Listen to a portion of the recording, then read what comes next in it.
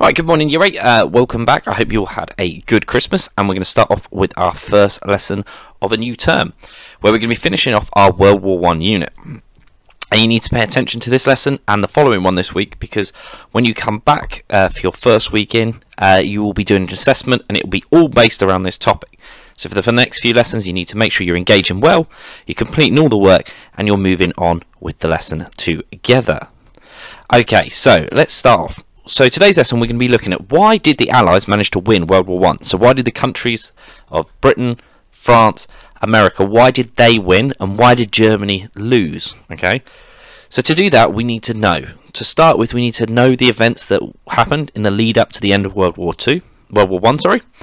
We need to know a range of reasons of why the Allies won, so we need to start to have a look at the different reasons there are, and to understand how these reasons can be categorized together to assess which reasons were the most important. So we're going to look at four main reasons that the Allies had for winning, and you're going to today go through that information and start to pull it all together, so then we can start to see which one of those reasons do we think would be most important. To start off with you, I've got a little video for you to watch, which is coming up now, so make sure your volume is up. Thank you very much.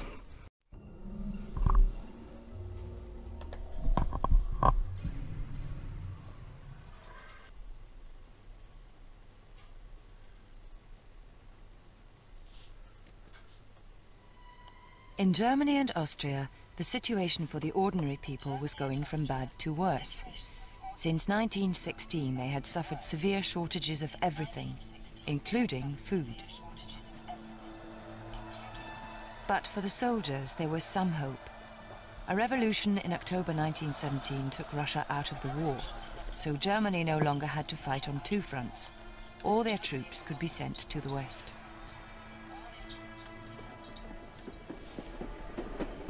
The German commander, General Ludendorff, saw that it was Germany's last chance. He decided to launch a massive attack on the Allies, which he believed would break the stalemate and win the war. Rudolf Binding was one of 1 million German soldiers secretly assembled along a 50-mile stretch near to the Somme. The troops are packed in positions so tight that those in the front have been there for the last 10 days. For weeks past, ammunition has been hauled and hauled night after night to be piled in mountains round the guns. All that is to be poured out on the enemy. Tomorrow there will be nothing to keep. So here we can see that Germany are going to go for one last push to try and destroy the Allies. They're running out of resources and their people are starving, so this is the last shot that Germany really have. At 4:40 a.m. on March the 21st, 1918, German artillery began firing. In just 4 hours, over 1 million shells, many of them filled with poison gas, fell on the British lines. Specially trained groups of German stormtroopers, armed with machine guns and flamethrowers, broke through the British lines.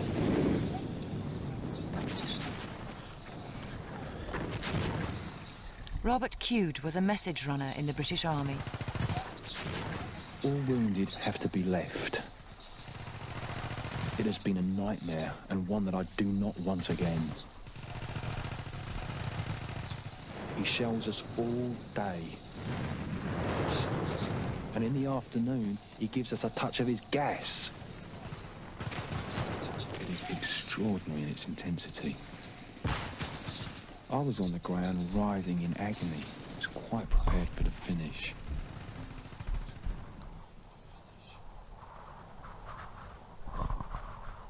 In 4 days, the German army advanced 14 miles, the greatest gain of territory since the stalemate of 1914. 90,000 Allied soldiers were taken prisoner. Over the next 4 months, the Germans launched numerous attacks on the Allied lines. The German plan seemed to be working. But the Allies had prepared. So the Germans were doing really well at this point. They were breaking through, they were using lots of force, but things will not carry on this way. So what goes wrong next? Ludendorff became more desperate. throwing in every man he had. Australian Cyril Lawrence was at the battle. To him, all the Germans were Fritz. The other day, Fritz made 13 attacks upon our little front. As usual, he came in mass. At one place, 7 waves, shoulder to shoulder. But all he got was a devil of a hiding. Our machine guns had the day of their lives. They all agree that it was simply murder. The bodies piled and piled up.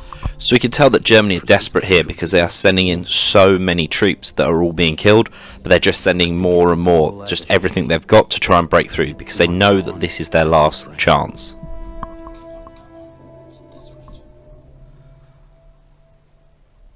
Now it was the Allies' turn to attack.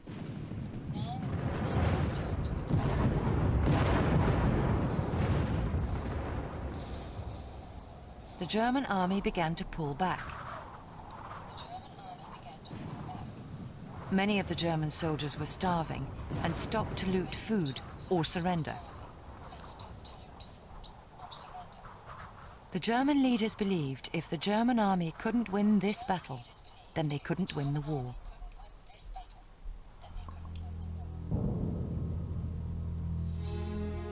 The Kaiser was told that Germany was going to lose the war.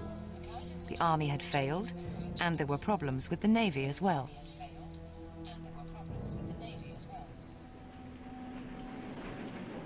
The navy, with its expensive ships, had only left port once during the whole war. All the sailors were bored and felt badly treated. In October, when everyone realized that the war was coming to an end, the German fleet was ordered to sea to fight. The sailors didn't see any point in risking their lives now when peace was so close. They mutinied.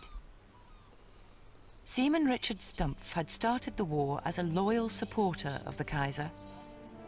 Now the revolution has arrived. This morning I heard the first flutter of its wings. It came like lightning. It descended with one fell swoop and now holds all of us in its grip. So this is really important. The German Navy felt like they'd been badly treated during the war because they hadn't been used, and now the war was about to end. They were being ordered to go and fight, and many of the German soldiers here were quite strongly against this because they didn't want to die right at the end of the war. The Kaiser and Ludendorff both fled abroad. Germany was in chaos. German High Command asked for a ceasefire before their country was invaded, but the Allies demanded Germany's surrender. The armistice began on the 11th of November, 1918.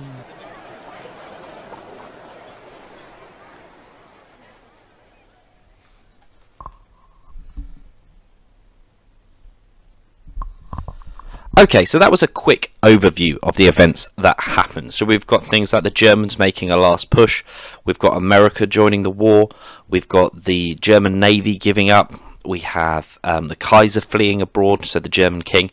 There's quite a lot to discuss there, so we're going to break that down a bit more now. So task 1. We're going to look at the factors of why the Allies won. So remember, factor is a reason, so a group of reasons of of why the Allies won. So what I'd like you to do is create a table, either on paper or on Microsoft Word, with the following headings. You need to leave some space to write in the evidence, so don't make this too small. You're going to be putting some evidence down. Okay, so I'm going to give you the factor. I'm then going to give you 2 pieces of evidence for each factor, and you need to explain why each of those pieces of evidence would lead to the Allies winning. Don't worry, we're going to go through the first example together. So I suggest you pause the video here and copy down that table.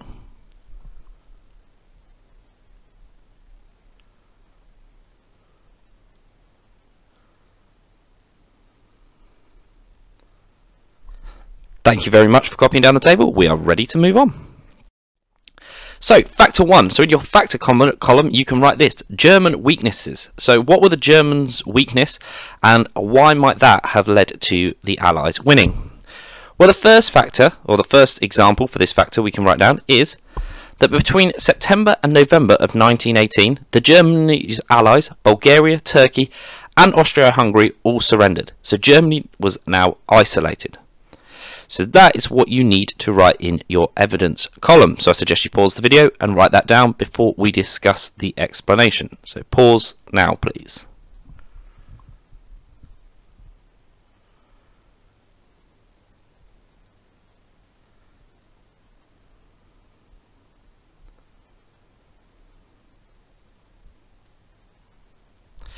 Okay, so now you've got that down on your table, we can discuss the explanation. So we need to explain, why might this cause the Allies to win? Well, looking at this here, we can see that Germany used to have 3 allies fighting alongside them, which made them a lot stronger. You know, they had more soldiers, more support, more resources to share between them. However, by the time we get to November 1918, Germany are all on their own. So what can we say here? We could say that Germany had less soldiers and less supplies in order to win the war, and this gave the Allies a big advantage. So there I have explained why losing these allies might have led to the Allies winning. From now on, for each piece of evidence you put down, you need to think and try to explain why that would help the Allies win the war. Okay, so let's move on to evidence number 2 here. Once the Schlieffen Plan had failed, Germany had to fight on 2 fronts at once. It was unlikely ever to win such a long, drawn-out war. Now remember, when Germany started the war, they had the Schlieffen Plan, which was the idea that they would be able to get rid of France very quickly, so they could focus all their attention on Russia. But because the Schlieffen Plan failed, Germany was now fighting Britain and France on one side, and fighting Russia on the other side of their country, which meant they had to split resources, soldiers, leadership. So they were basically fighting 2 completely different wars on each side of their country, which was a very difficult situation. So what you need to do now is explain why that factor was that piece of evidence caused the Allies to win the war. So you can talk about how Germany's forces were split up, and once you've done that, you can press play again on your video and move on to factor 2. Okay, factor 2, tanks. So what we're going to have a look at now is how tanks played a really important role in the Allies' victory. So let's have a look at our first piece of evidence. The Allies used large numbers of tanks in their counterattack. The French had about 300 and the British 500. They were better designed than the earlier tanks. So what we see for the first time is large amounts of tanks on the battlefield. Now this is really important because tanks are heavily armoured vehicles. The machine gun fire didn't affect them the same. So we haven't just got 1 or 2 tanks, we've now got 800 tanks here at least that were able to sort of start moving forwards and overcoming some of those challenges that trench warfare had produced. So try and explain how the fact that the Allies had having 800 tanks was a reason for them winning.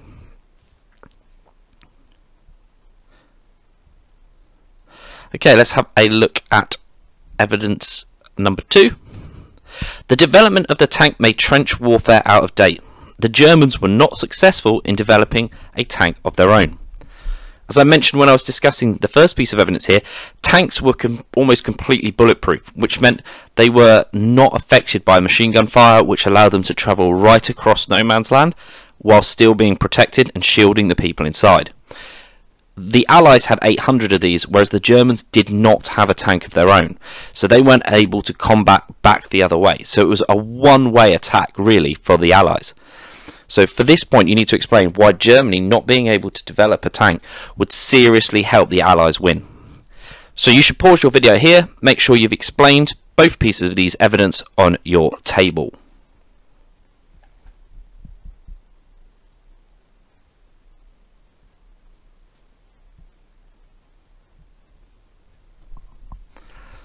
Okay, let's move on to factor 3. Factor 3, America entering the war. Now this is a really important point. What we have to remember at this time is America might not be the country it is today. It wasn't necessarily the strongest country in the world, but it was big enough to make a big difference on World War I. So let's have a look at our first piece of evidence. In 1917, the USA entered the war on the Allies' side. The arrival of the Americans tipped the scales of economic and industrial strength decisively against Germany. So we have a country now as big as America bringing in its money and all its resources to help manufacture weapons, tanks, planes, guns, and being able to pay for that as well. So why would that be a really important reason? You've got to think Germany has now been at war for 4 years. Their resources will be running low, their money will be running low, whereas the Allies now have a fresh injection of both money and resources. Let's have a look at evidence number 2. By 1918, American troops were pouring into France. They were fresh and brought new equipment and supplies with them.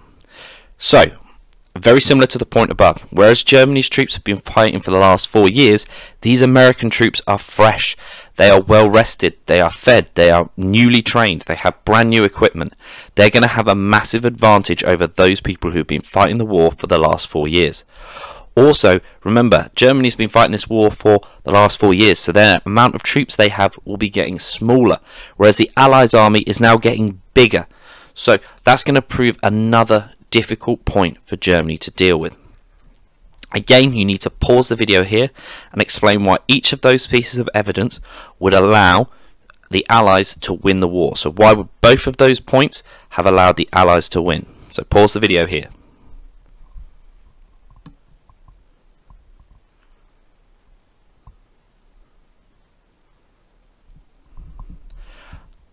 Okay, let's move on to our final factor, factor 4.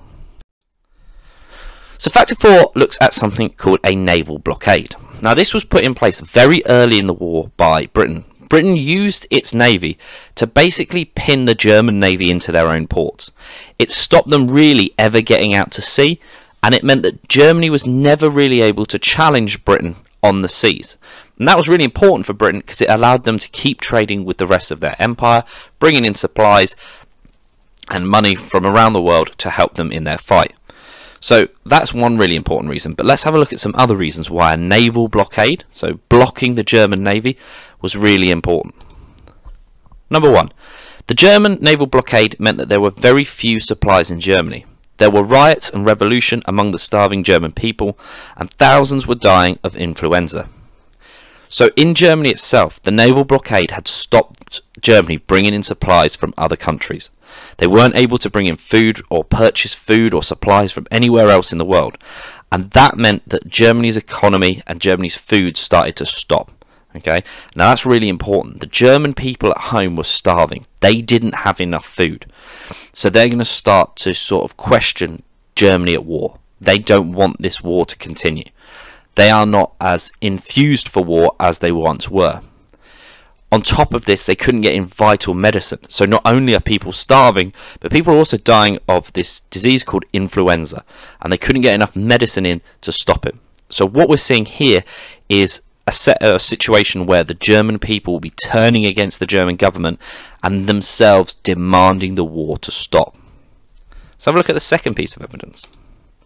The naval blockade led to a shortage of raw materials in Germany, and this weakened the German industry. The British and French had good food supplies.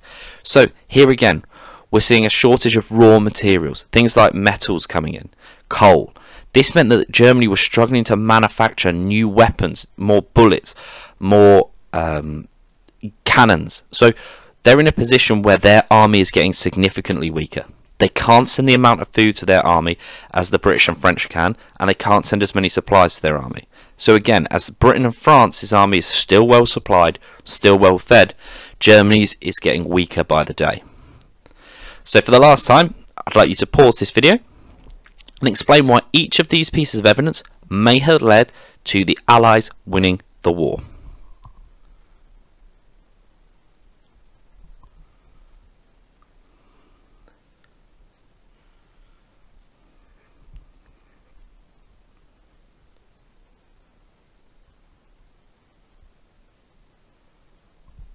Okay, thank you. Right, we're going to move on now to our last and final task.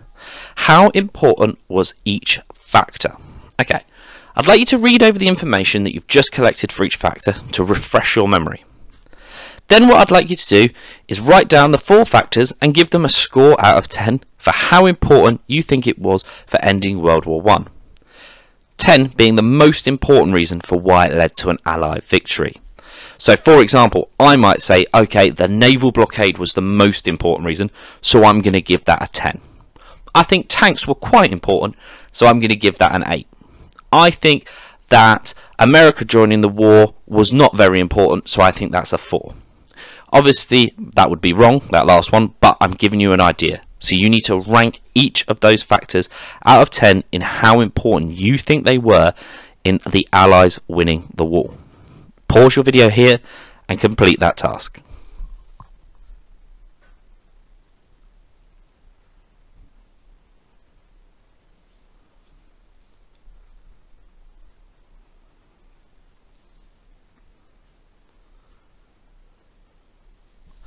Okay, thank you very much, and now we're going to have a look at a final extension activity.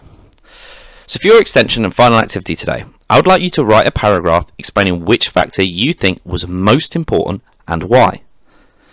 I've given you a sentence starter here. So I think that the most important factor in the Allies winning World War I was. This is because, and then tell me, why do you think that factor was most important? Try to use evidence that we gathered earlier to support your argument. Once you've completed that Year 8, you are done with today's lesson. Thank you very much for completing all the work, and make sure that you keep this work somewhere safe because you're going to need it when you come back in 2 weeks' time. So you can upload your work to Show My Homework if you would like your teacher to see it now. If not, make sure that you have the paper copy with you on your first lesson back. Everyone will need to bring this work to their first history lesson back in 2 weeks' time. Thank you very much.